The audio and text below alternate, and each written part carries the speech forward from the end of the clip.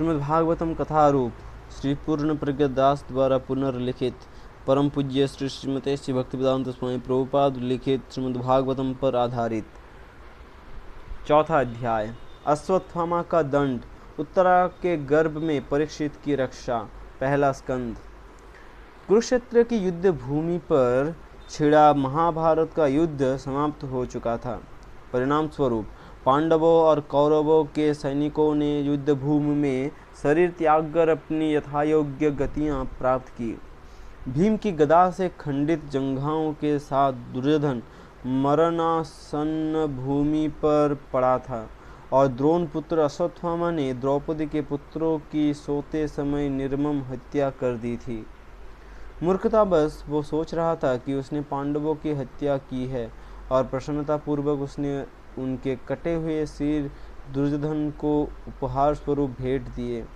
परंतु इस घृणित कार्य के लिए दुर्योधन ने भी उसकी भारी निंदा की।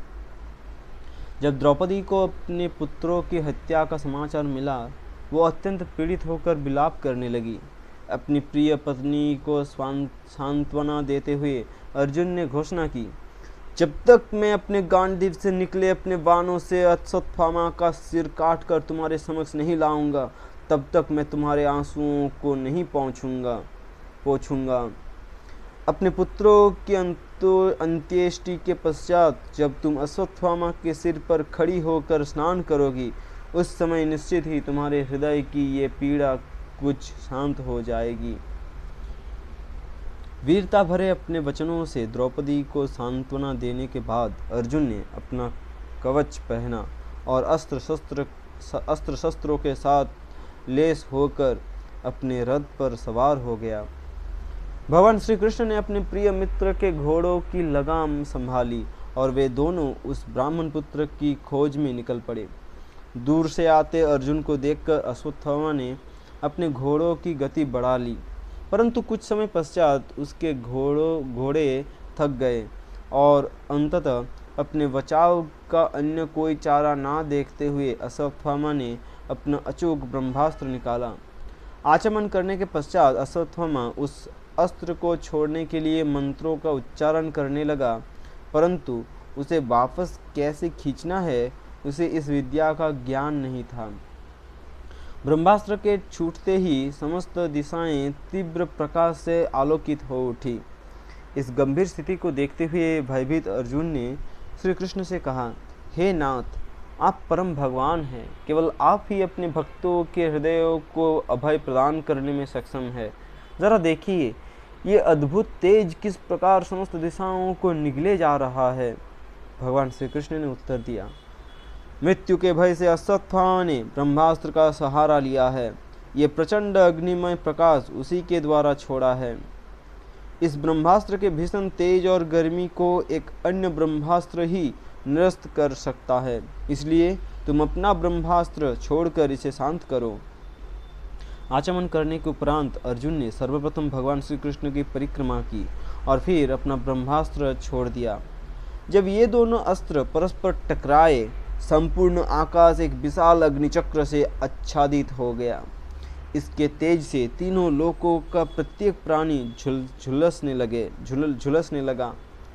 सृष्टि के भावी विनाश को देखते हुए अर्जुन ने तुरंत दोनों अस्त्रों को वापस खींच लिया और तब तपते तावे जैसे क्रोध भरे नेत्रों के साथ उसने द्रोण पुत्र को बंदी बनाकर उसी प्रकार बांध लिया जिस प्रकार किसी पशु को बांधा जाता है। जब अर्जुन बंदी को पांडवों के खेमे की ओर ले जा रहा था, उस समय श्री कृष्ण ने कहा, इस ब्रह्मबंधु ने सोते हुए निरीह बच्चों की हत्या की है। इसे छोड़कर तुम इस पर जरा भी दया मत दिखाना। इसका ये जघन्य कार्य युद्ध के नियमों के विरुद्ध है। ये क्रूर और पापी व्यक्ति मृत्यु दंड के लिए सर्वथा योग्य है। इसकी हत्या से उसका कल्याण होगा, क्योंकि यदि इसे अभी दंड नहीं मिलेगा तो इसे अपने पापों के लिए नरक की यातनाएं झेलनी पड़ेगी। अर्जुन, स्मरण रखो कि तुमने द्रौपदी को वचन दिया है कि तुम अपने परिजनों के हत्यारे का वध करोगे। यद्यपि श्री कृष्ण अर्जुन की परीक्षा ले रहे थे, अर्जुन अश्वत्थामा को मारना नहीं चाहते थे। अपने खेमे में पहुंचकर अर्जुन बंदी अश्वत्थामा को द्रौपदी के सम्मुख लाए, जो अभी तक अपने मृत पुत्रों के लिए विलाप कर रही थी। जब द्रौपदी ने अपने सामने द्रोण पुत्र को रस्सियों से बंधा खड़े देखा, एक निष्पाप सद्हृदया स्त्री होने के कारण उसने सबसे पहले उसे प्रणाम किया। इतना ही नहीं, वे इस दृश्य को सहन नहीं कर सकी कि उनके पति के गुरु पुत्र को एक जानवर की भांति बांधा गया था। ये देखकर द्रौपदी अर्जुन से याचना करने लगी, ब्राह्मण होने के कारण ये हमारे गुरु के समान है, आप इन्हें मुक्त कर दीजिए। कृपी अपने पति के साथ केवल इसलिए सती नहीं हुई क्योंकि उनका ये पुत्र अभी तक जीवित था। मैं नहीं चाहती कि वे भी पुत्र वियोग की उसी पीड़ा से गुजरे जिससे मैं गुजर रही हूँ। यदि कोई क्षत्रिय किसी ब्राह्मण का अपराध करके उसे क्रोधित करता है तो उस क्रोध की अग्नि संपूर्ण राज परिवार को भस्म कर सकती है। महाराज युधिष्ठिर पूरी तरह द्रौपदी के कथन से सहमत थे और तब नकुल, सहदेव, सात्यकी, भगवान कृष्ण, अर्जुन एवं वहां उपस्थित अन्य स्त्रियों ने भी इसका अनुमोदन किया, परंतु भीम पूरी तरह इसके विरोध में थे। वे अश्वत्थामा पर प्रहार करने ही वाले थे कि द्रौपदी ने जैसे तैसे उन्हें रोका और बीच बचाव करने के लिए भगवान श्री कृष्ण ने अचानक अपनी 2 अतिरिक्त भुजाएं प्रकट कर ली। अर्जुन के उलझन भरे चेहरे को देखकर भगवान श्री कृष्ण ने मुस्कुराते हुए कहा, एक ब्रह्मबंधु पर शारीरिक रूप से प्रहार नहीं करना चाहिए, परंतु यदि वो आतताई बन जाता है तो निश्चित ही उसकी हत्या की जानी चाहिए। अर्जुन, तुम्हें द्रौपदी को दिया अपना वचन निभाना है और साथ ही शास्त्रों के इस निर्देश का भी पालन करना है। इतना ही नहीं, तुम्हें इस प्रकार कार्य करना है कि भीम और मैं दोनों संतुष्ट हो जाएं। यद्यपि श्री कृष्ण के वचन विरोधाभासी थे, अर्जुन उनके मनोभाव को समझ गए और अपनी तलवार से अश्वत्थामा के मस्तक पर लगी मणि तथा उसके सिर के बाल दोनों निकाल दिए। अपने जघन्य कार्य के कारण अश्वत्थामा पहले ही निस्तेज हो चुका था और अब अपनी इस मणि के खो जाने से उसकी शक्ति भी जाती रही। तब अश्वत्थामा को खोलकर पांडवों के खेमे से बाहर निकाल दिया गया और उस जैसे महान योद्धा के लिए ये अपमान मृत्यु से भी बदतर था। इसके पश्चात पांडव और कुरुगण अपने दिवंगत संबंधियों की आत्माओं को तिलांजलि देने के लिए गंगा तट पर गए। इन अनुष्ठानों से निवृत्त होने के बाद वे शोकातुर ही नदी तट पर बैठ गए। उस समय भगवान श्री कृष्ण एवं अन्य महान ऋषियों ने आध्यात्मिक शिक्षाओं के माध्यम से उन सबको सांत्वना देने का प्रयास किया। कुछ समय पश्चात भगवान श्री कृष्ण ने महाराज युधिष्ठिर से 3 अश्वमेध यज्ञ संपन्न करवाए। सारे कार्य समाप्त हो जाने पर श्री कृष्ण कुछ समय के लिए हस्तिनापुर में ठहरे और फिर उन्होंने अन्य यादवों के साथ वहां से द्वारका के लिए प्रस्थान करने का निश्चय किया। उस समय श्री व्यासदेव सहित अन्य महान ब्राह्मणों ने उनकी पूजा की, परंतु भगवान श्री कृष्ण अपने रथ पर आसीन हुए ही थे कि अत्यंत भयावह स्थिति में क्रंदन करती हुई उत्तरा वहां पहुंची। हे देवादिदेव, कृपया मेरी रक्षा कीजिए। एक आग्नेय बाण अत्यंत तीव्रता से मेरी ओर आ रहा है। यदि वो आपकी इच्छा है कि मैं भस्म हो जाऊं, यदि ये आपकी इच्छा है कि मैं भस्म हो जाऊं तो मुझे कोई आपत्ति नहीं है, परंतु कृपया मेरे गर्भ को नष्ट होने से बचाइए। भगवान श्री कृष्ण समझ गए कि वो ब्रह्मास्त्र अश्वत्थामा ने पांडवों के अंतिम वंशज को मारने के लिए छोड़ा है। सभी पांडवों ने तुरंत अपने अस्त्र शस्त्र उठा लिए, परंतु भगवान श्री कृष्ण जानते थे कि अश्वत्थामा के अस्त्र को निरस्त करने के लिए समय बहुत कम है और स्थिति अत्यंत नाजुक। यद्यपि श्री कृष्ण ने अस्त्र शस्त्र नहीं उठाने की प्रतिज्ञा ली थी, अब उन्होंने अपनी प्रतिज्ञा की परवाह न करते हुए अपने भक्त वत्सल नाम को सार्थक करने के लिए तुरंत अपने सुदर्शन चक्र का आवाहन किया। अत्यंत छोटा रूप लेकर वे उत्तरा के गर्भ में प्रविष्ट हुए और अपनी अद्भुत शक्ति से उसे आच्छादित करते हुए अश्वत्थामा के अस्त्र को निरस्त कर दिया। उसके पश्चात जब वे द्वारका जाने के लिए तैयार हुए तो श्रीमती कुंती देवी अपने 5 पुत्रों के साथ उनके पास आई और उनकी सुंदर प्रार्थनाएं करने लगी। कुंती देवी ने कहा, हे श्री कृष्ण, तुम आदि पुरुष हो और भौतिक गुणों के प्रभाव से पूरी तरह परे हो।